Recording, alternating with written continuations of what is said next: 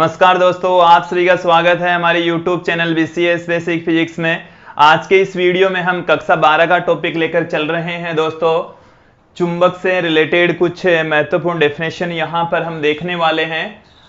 आज के इस टॉपिक में हम जो सर्वप्रथम जो डेफिनेशन लेकर चलेंगे वो हमारे पास में है चुंबकीय ध्रुव। पहली जो डेफिनेशन हम देने जा रहे हैं वो है चुंबकीय ध्रुव। चुंबकीय ध्रुव क्या होते हैं? चुंबकीय ध्रुव,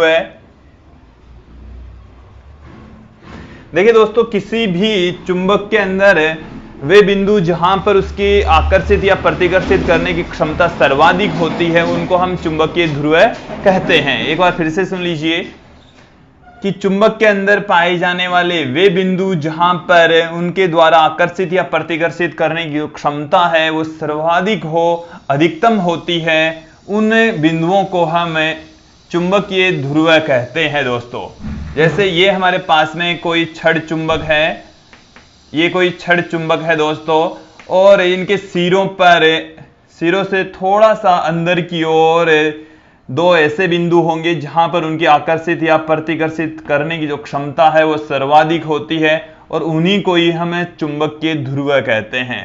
ये दो प्रकार के होते हैं, ये दो होते हैं दोस्तों, और एक होता है उत्तरी ध्रुव, इसको हम नॉर्थ पोल कहते हैं। उत्तरी ध्रुव नॉर्थ पोल कहा जाता है दोस्तों। दूसरा है दक्षिणी ध्रुव, जिसको हम साउथ पोल कहते हैं। साउथ पोल कहा जाता है दोस्तों। इसको धनात्मक चुंबकीय आवेश भी कहा जाता है, इसको ऋणात्मक चुंबकीय आवेश भी कहा जाता है दोस्तों। ये जो चुंबकीय ध्रुव होते हैं वो चुंबक के सिरों से थोड़े से अंदर की ओर उपस्थित होते हैं। दूसरी जो महत्वपूर्ण डेफिनेशन है वो है चुंबकीय अक्ष। चुंबकीय अक्ष, चुंबकीय अक्ष क्या चीज है वो देखेंगे, समझेंगे आप। देखिए दोस्तों, जो चुंबकीय अक्ष है वो है चुंबकीय ध्रुवों से होकर गुजरने वाली काल्पनिक रेखा। ये जो काल्पनिक रेखा है वो चुंबकीय ध्रुवों से होकर जा रही है, इसको हम चुंबकीय अक्ष कहेंगे। कि जो दोनों चुंबकीय ध्रुवों से होकर गुजरने वाली जो रेखा है उसको चुंबकीय अक्ष कहा जाता है।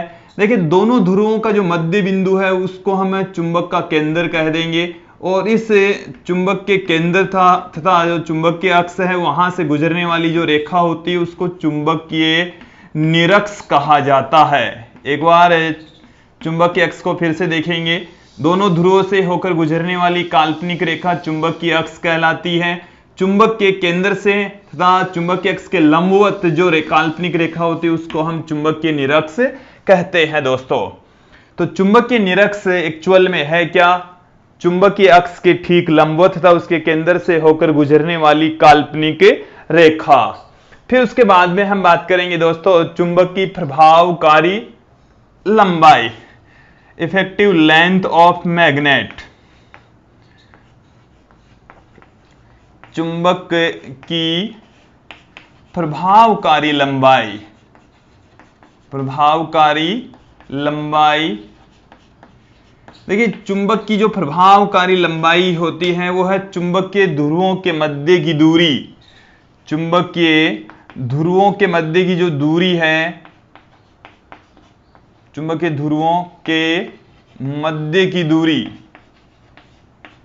मध्य की दूरी चुंबक की प्रभावकारी लंबाई कहलाती है दोस्तों।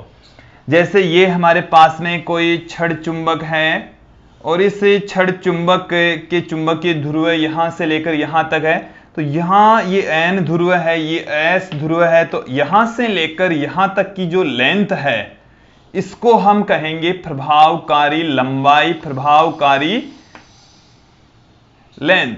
तो प्रभावकारी जो लंबाई है चुंबकीय ध्रुवों के मध्य की दूरी होती है दोस्तों। एक्चुअल में ये जो लेंथ है, जैसे इसको हम L कह दें, चुंबक की जो टोटल लंबाई है वो यदि L है तो प्रभावकारी लंबाई उससे कम होगी। तो चुंबक की जो प्रभावकारी लंबाई है, देखिए दोस्तों, चुंबक की प्रभावकारी लंबाई वो चुंबक की लंबाई का 5/6 गुना होता है।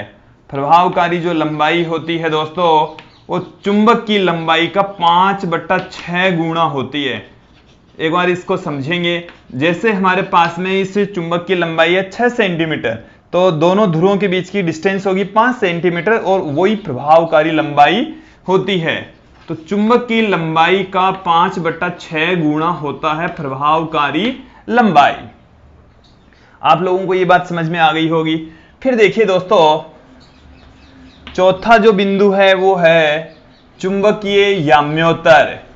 चुंबकीय याम्योत्तर। चुंबकीय याम्योत्तर का अर्थ क्या है?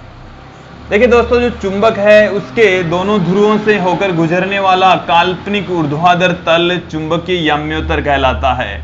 जैसे ये उत्तरी ध्रुव है, ये दक्षिणी ध्रुव है, और इन दोनों ध्रुवों से होकर गुजरने वाला जो ऊर्ध्वाधर तल है, काल्पनिक ऊर्ध्वाधर तल है, उसको हम चुंबकीय याम्योत्तर कहते हैं दोस्तों।